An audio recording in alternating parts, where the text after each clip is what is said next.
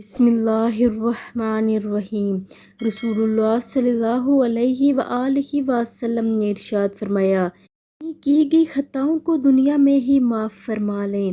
رسول اللہ صلی اللہ علیہ وآلہ وسلم نے فرمایا، جس شخص نے اپنے کسی بھائی پر اس کی عزت و آبرو یا کسی اور حوالے سے ظلم کیا ہو تو وہ آج ہی اس ظلم کو معاف کروا لے، قبل اس کے کہ وہ دن آ جائے جب نہ دینار کام آئے اور نہ درہم۔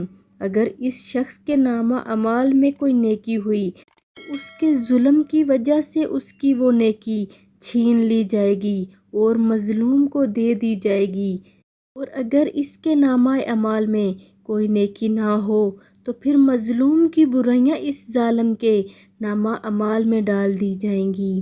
صحیح بخاری کی حدیث مبارکہ ہے۔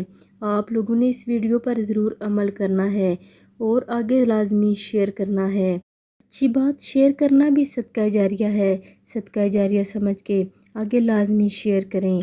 جزاک اللہ خیر۔